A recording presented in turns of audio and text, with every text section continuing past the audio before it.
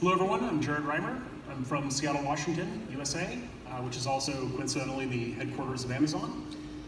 We were one of the very first APN consulting partners. I think we were the very first certified managed services partner for AWS. We actually helped develop the audit process that other MSPs go through for certification as a managed services provider. My career in infrastructure operations goes back literally to when I was a teenager. I built bulletin board systems, built one of the very first dial-up internet service companies in Washington State, went on to run one of the larger roll-ups of other internet service companies in the US. We did a ton of customer hosting and operations. So my entire life, I've had to run other people's infrastructure, have operational responsibility for that, people that trust us to be the subject matter experts to keep their systems going. And one of the things that we found from day one is that people tend to keep doing what's made them successful in the past, even as things change. One of the biggest changes that's happened in the infrastructure operations world is that we have been able to move away from heavy people and process-driven infrastructure operations and towards much more automation. And the key to doing that is data. Specifically, I'm not talking about the application logs and the application data.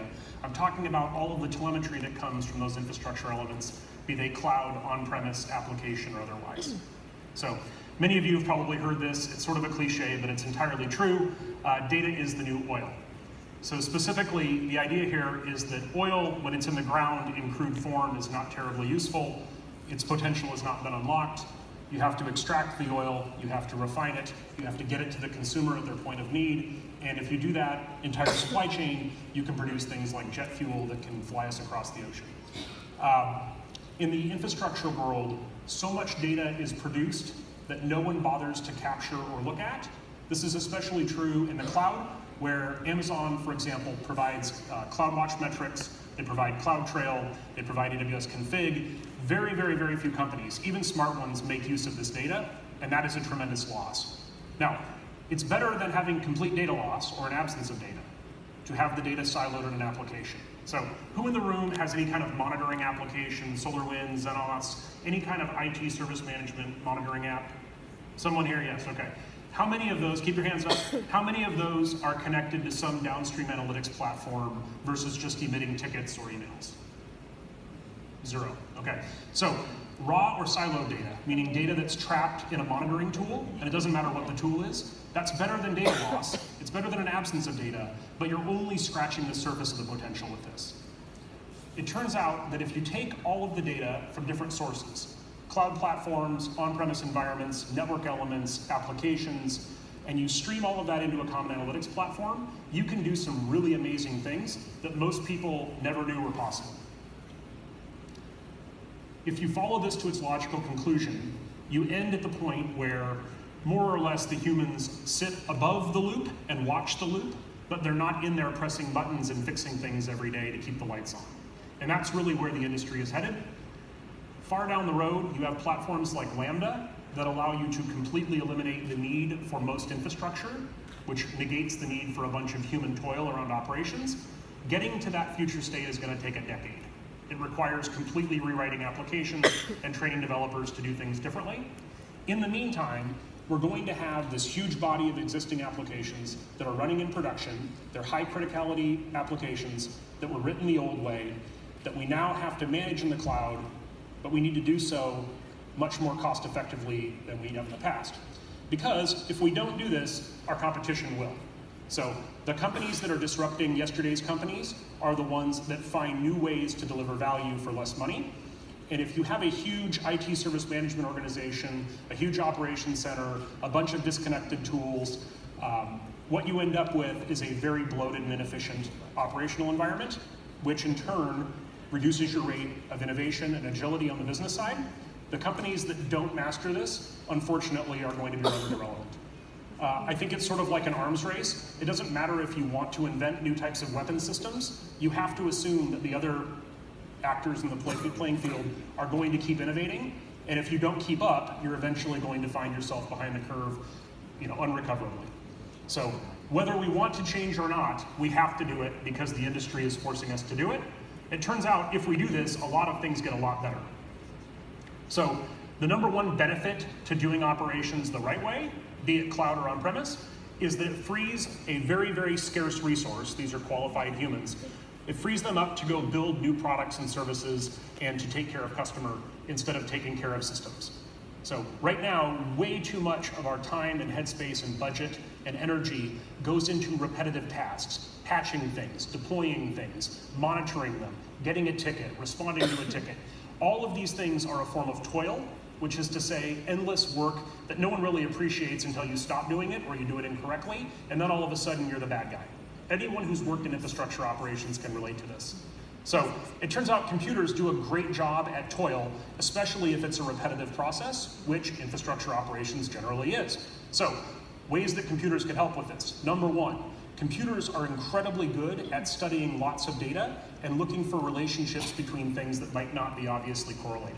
So for example, you might have one data stream that is customer activity, buying things, selling things, what have you.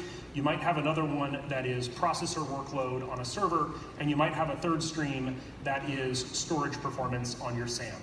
Those three signals are probably correlated, but right now, my guess is, for most of you, the monitoring tools that you use to watch your customer activities, your server activities, and your SAN activities are completely decoupled and disconnected. If you have all of that data in one format, in one place, and you teach the system to look for those correlations, it does a remarkably good job at figuring out that those three hypothetical signals are related. It can then start to build predictive models that forecast what the next values should be if the system is operating correctly. So during normal operations, people go to work, they log in, they do their job. At the end of the day, workload falls off. The system can do a very good job at modeling that and making predictions about how things should operate in the future, and then compare what's happening in reality from the prediction model and looking for deviations from the expected behavior.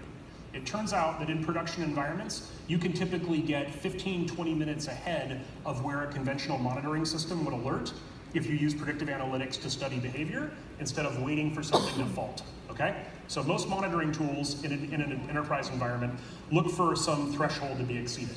The disk is too full, the processor is too busy, the data center is too hot, some threshold that is breached and then all of a sudden it's an alarm. But if you look at the data and the trends in it, you can often find the problem much earlier before waiting for that threshold to be breached, and you can cut the problem before it becomes an incident. We learned a lot of this building the monitoring system for one of the largest US telecom companies, a company called CenturyLink. I think they're the second largest telecom in the US. They have roughly 20 public cloud data centers that serve downstream customers. They're also a massive AWS reseller in the States. So our company, which by the way is based in Seattle, but the majority of our staff is in Quezon City. I think 3/4 of our employees are in the Philippines. We were tasked with building this platform to do the impossible. It's a system that can never go offline. It's a system that can never fail to scale. It's a system that will have to keep ingesting new types of data from new devices that we can't predict in the future. And oh, by the way, we can't go off and license this from a third-party vendor because even if it exists, the cost of licensing it would be much too high. So they gave us a mandate and they said, how do you solve for this problem? It turns out this is a relatively new and poorly understood functional area that you probably have read about or heard about in the press, but may not know a lot about. So we're going to broadly call this AI ops. That's the buzzword of the day, but it really boils down to how we operate things in production environments. So in the past, we've always had monitoring if we care about service uptime, service availability. We've always had a service desk. These would be people that would respond to problems or questions or incidents. What we have not done a great job at historically is automating the response to those inputs. So generally, most companies, you file a ticket or a monitoring system generates an alert, a ticket, a page. Humans wake up, they log in, they take some action, they try to fix it, case closed, and maybe they go and set some alerting rule that says the next time this happens, we're going to make sure we catch it.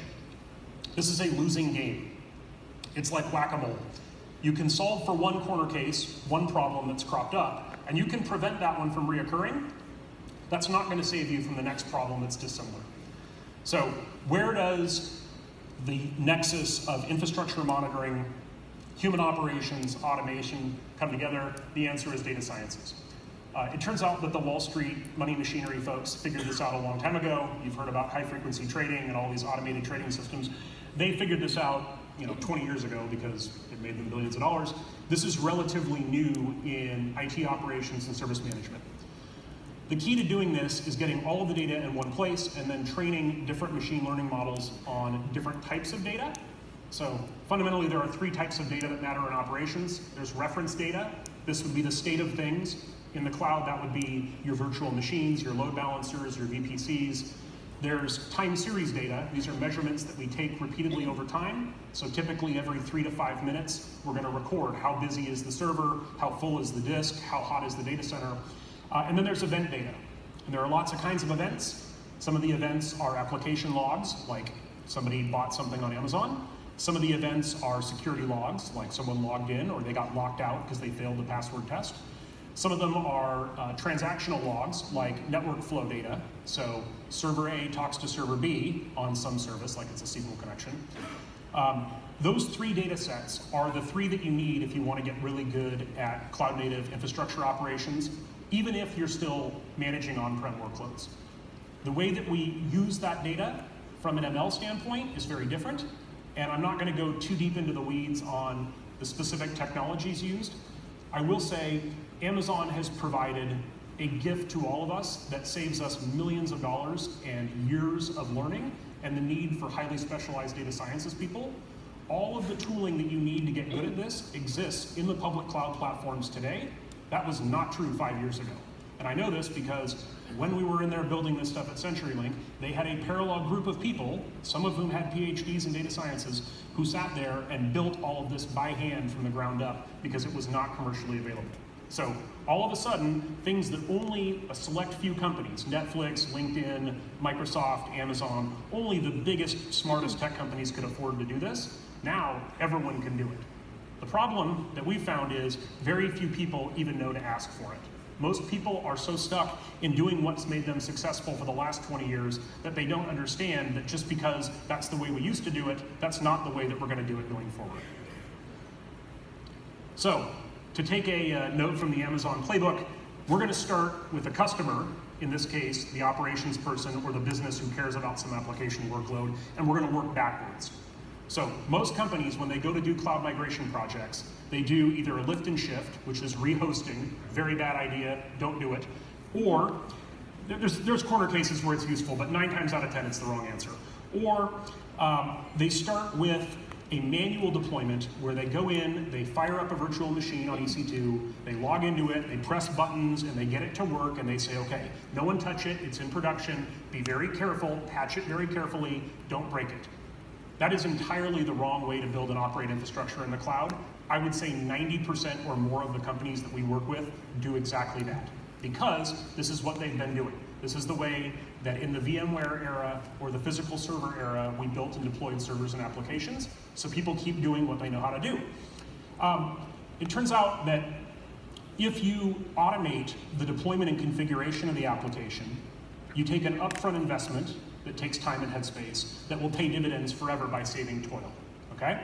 Similarly, if you take the mindset that operations in production are the most important thing and work backwards from there, you'll start to make the right decisions about how you instrument things, how you monitor them, how you operate them, and how much automation you build into it.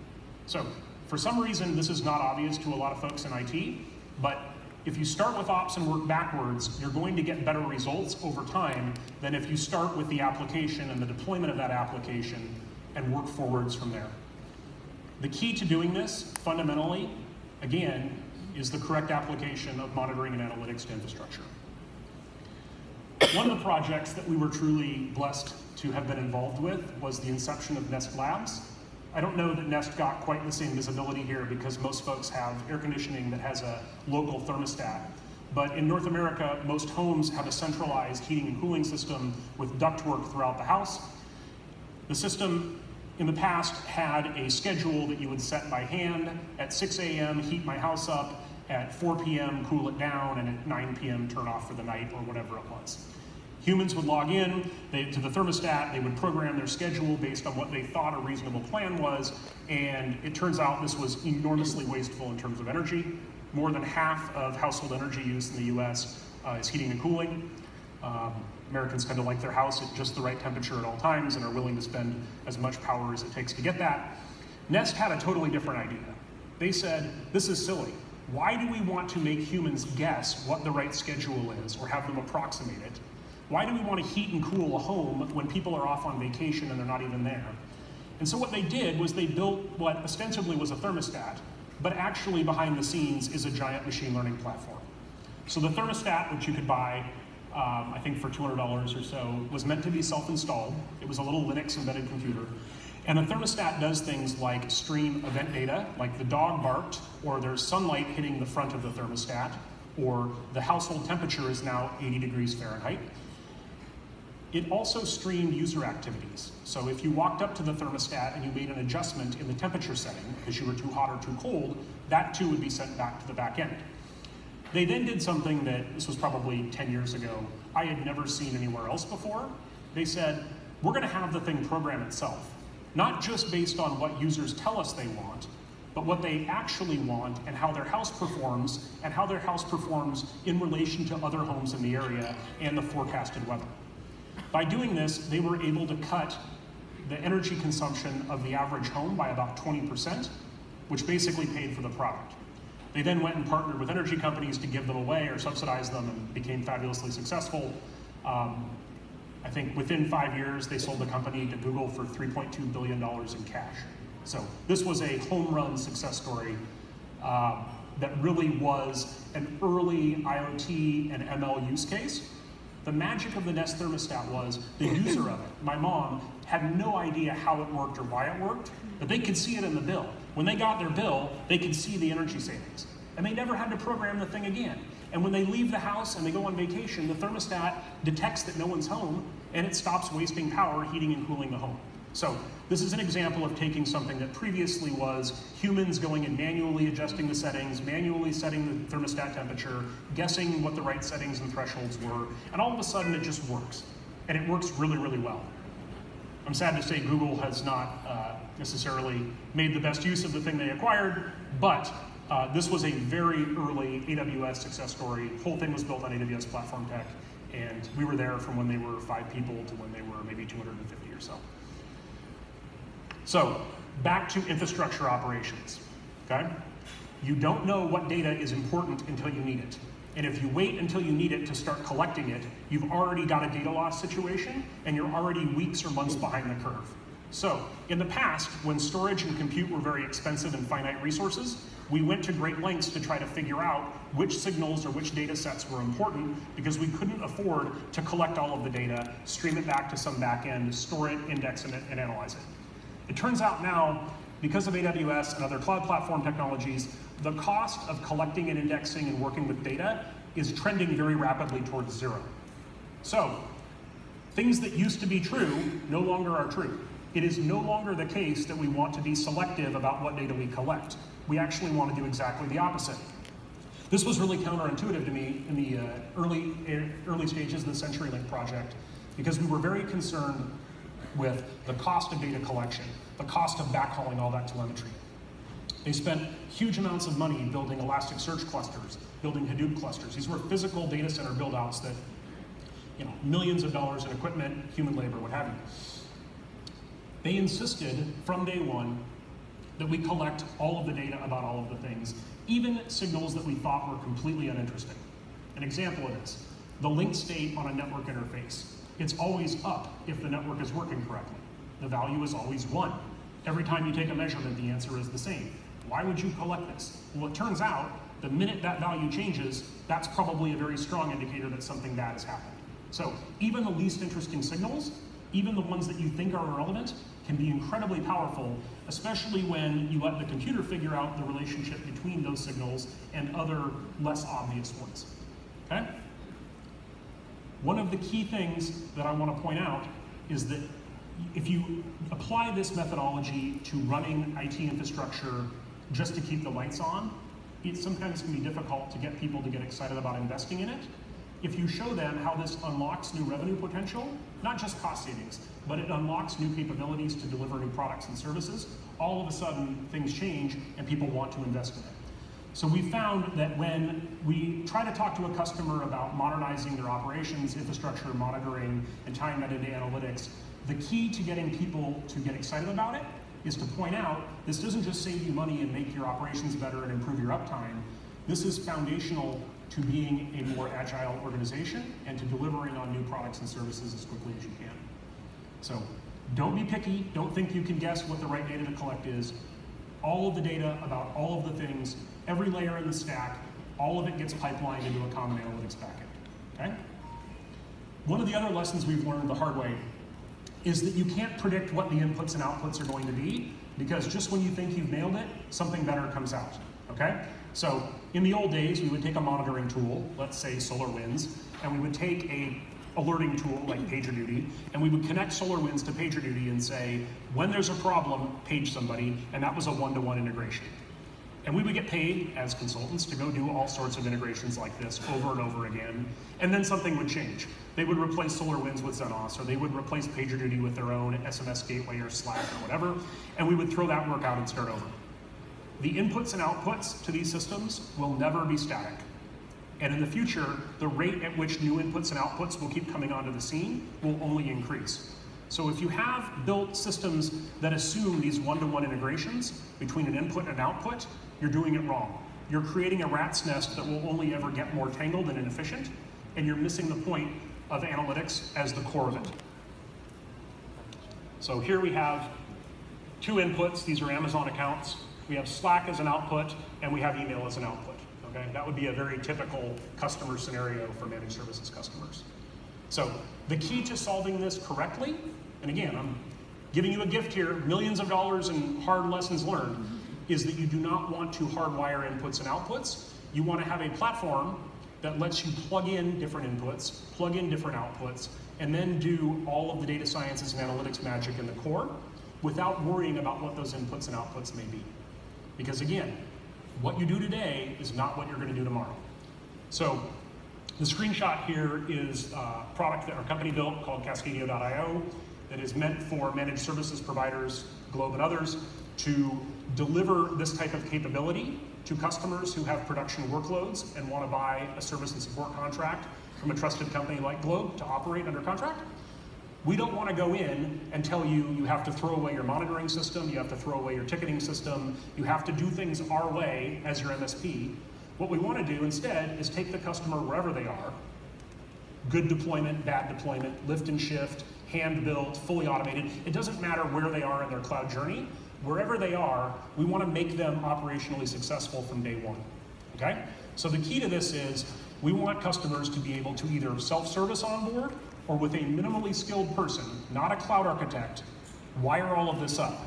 And that's really, really hard to do, as it turns out, because all of the data sources and all of the outputs have their own way of doing things. They have their own data structures, they have their own APIs, they have their own authentication mechanisms. So plumbing all of this together historically has been a consulting engagement. You hire somebody like our company to come in and build it all for you. We leave, and then you maintain it forever. And when new things come, maybe you call us back, maybe you don't. In the future, I believe all of this is meant to be self-service or as close to self-service as possible. When a new tool, let's say you're switching from Slack to Teams, or you're switching from Teams to the next cool chat application, WhatsApp, whatever it may be, you should be able to do that without having to have an engineer toil away and write a bunch of API glue, because someone else has already done that work. So there are lots of companies that build analytics platforms. Most of them are business-centric, meaning they're trying to help you get value out of your business application data. What we have built is more meant for infrastructure operations from the MSP side. One of the key insights that we got from Nest is that trying to set static alerting thresholds, trying to set static schedules, that is toil. I shouldn't have to program my thermostat. That's ridiculous. The thermostat should program itself, okay? Similarly, I shouldn't have to guess that 80% disk fill is a warn and 90% is a critical alarm. Because if the disk is only ever at 20% and it starts to fill quickly, why do I wait until it hits 80% to sound the alarm? If there's a runaway process that's causing disk fill, that's a deviation from past operating history. It's obvious to a computer that's not what normally happens here. So if you have monitoring tools and alerting tools that are predicated with this idea that we're going to pick a threshold arbitrarily, or we're just going to do what everybody else does and use the defaults, that too is a form of toil, okay? Either the system is too noisy because the thresholds are set too low, or the system isn't noisy enough and you miss an alert or you're too late to respond to it because the thresholds are too high. It turns out this is a continuous tuning and optimization problem that computers are remarkably well suited at, okay? There's a specific technique in data sciences called k-means clustering that tries to figure out, without knowing anything about the source of the data, which signals look like they're somehow related. Even if you don't know the units, you don't know the origin of the data, they just seem like they move together a lot. If you use this technique on your infrastructure telemetry, and you have all of the data from all of the sources in one platform, the system will do an amazingly good job at understanding things that humans couldn't, even if they tried. If you have 100,000 or 1 million discrete signals, trying to have a human sit through and pick through and figure out which of them are related, even if you had all of the time and money in the world, you'd get it wrong. If you instead tell a computer, I want you to take that 1 million signals and bucket sort them into 1,000 buckets of apparently related signals, it will get the right answer 98% of the time. So there are techniques that we have learned, again, a lot of it derived from Wall Street trading stuff, that does a way better job at understanding how things work in production than humans could ever do.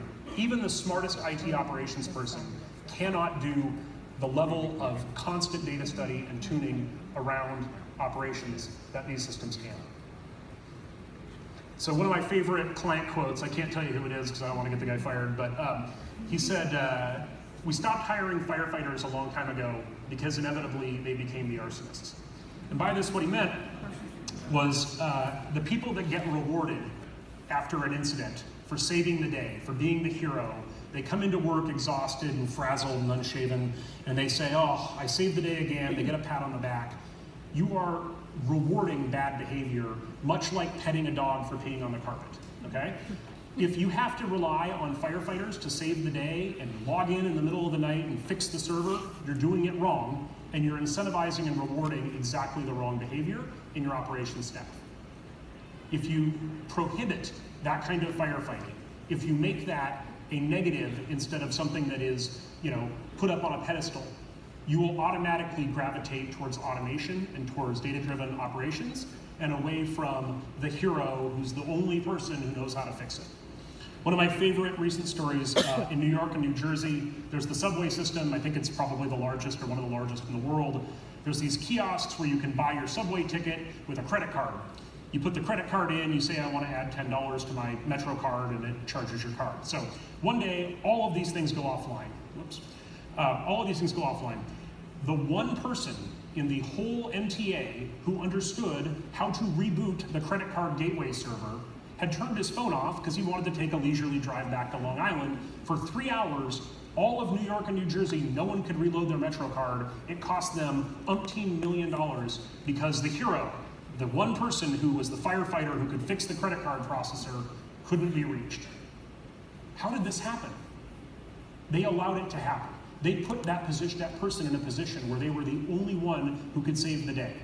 And that person's job security was tied to saving the day over and over again. I would argue that is a self-fulfilling prophecy. That is a situation that they created that was inevitably going to lead to that outcome because they rewarded firefighting. The key to disarming the arsonists or the firefighters, depending on your perspective, is not to fire them.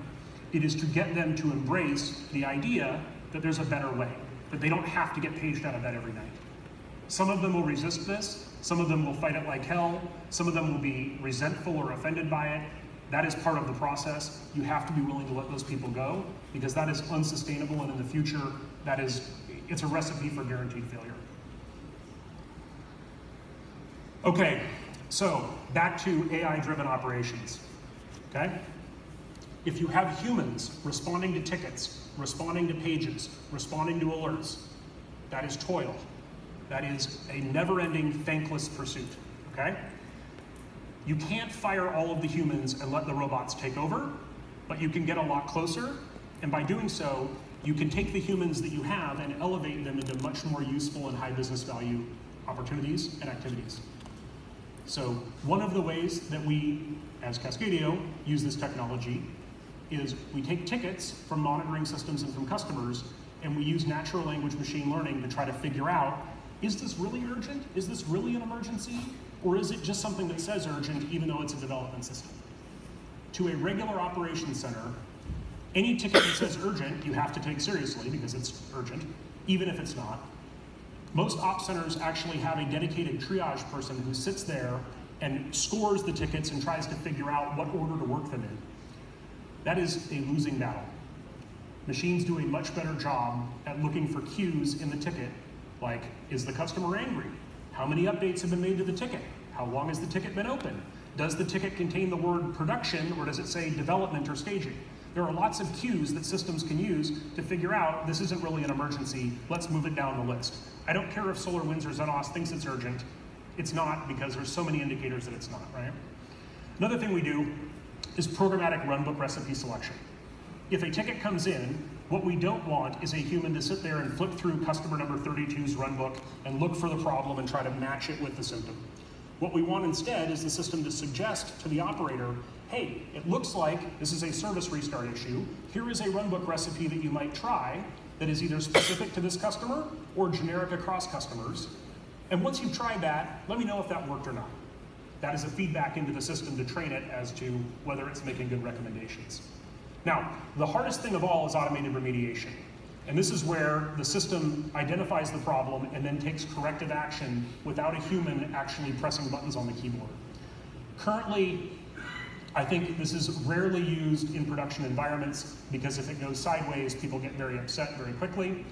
Over time, this will only continue to increase in its breadth and depth of capability. The idea is, if you know with 99.9% certainty what the right action is, go ahead and try it. And if it doesn't work, then you escalate to the human, rather than telling the human, I'm sure this is the right answer, but you go do the work anyway, okay?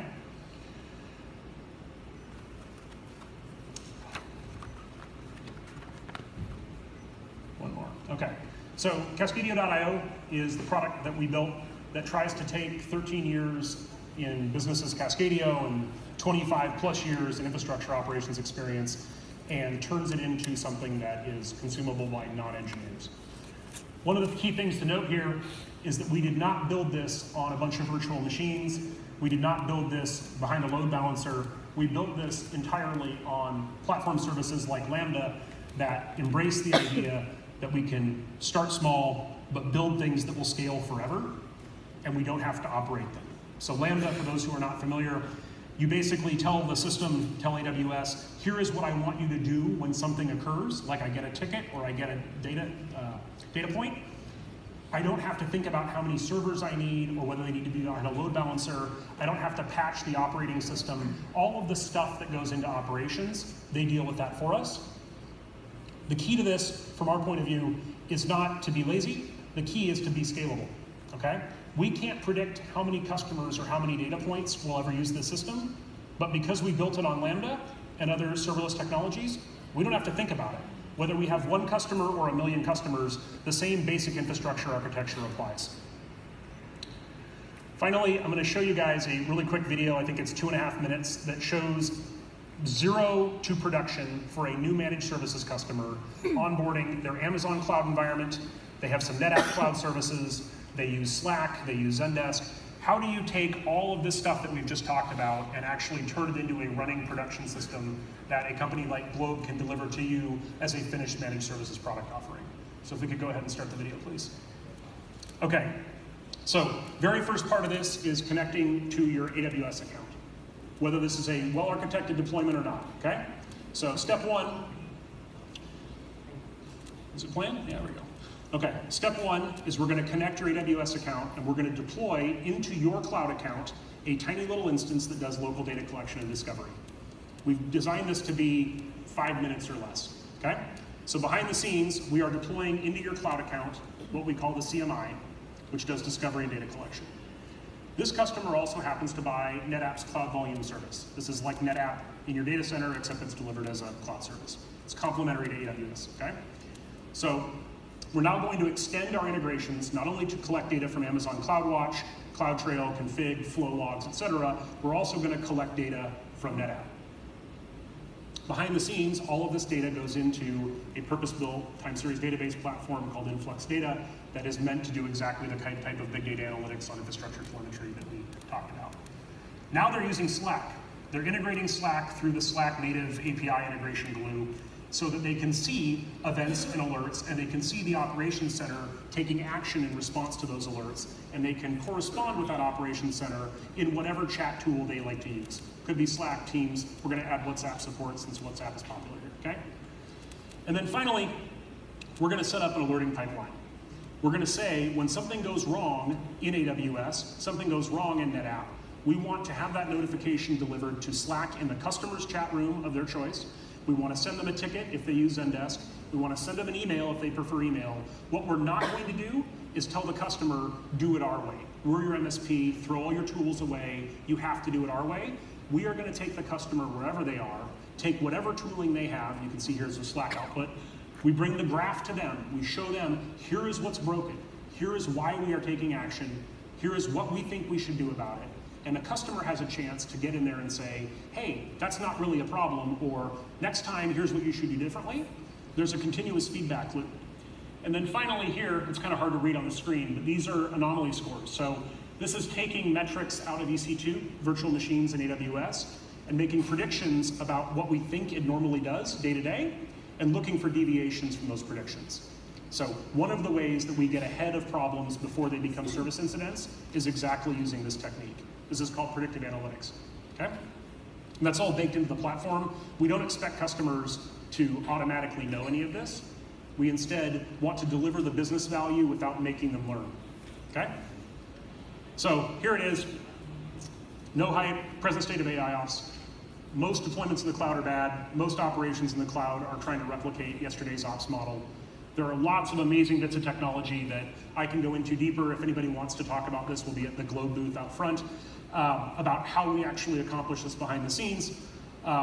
There's always going to be a human on the loop, meaning we're never going to get to the point where there's 0 humans in operations, but over time, the number of humans will only ever trend down, and the role of those humans will be much more supervisory and ML training, and much less toiling away at repetitive operations action.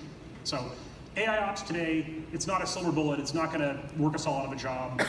I wish that we could get there tomorrow. It's gonna take a decade before the world moves to serverless. In the meantime, this is an order of magnitude or better in every category than the way we did it before.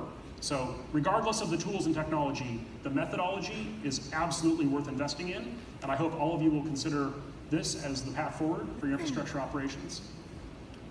So there you go. Number 1, do it differently in the cloud, although the same techniques work on-prem, they're just harder to accomplish because the tooling is not as good. 2, you collect all of the data about all of the things. Don't be picky or selective. Don't think you can outsmart the machines and pick only the signals that matter. And 3, keep in mind, this isn't just good at helping your systems run. This is key to freeing up the humans so they can deliver new business value, invent new products and services, find new ways to make customers happy, find new ways to retain them and get more money out of them. It is essential not just to your IT department, but to the entire enterprise, every aspect.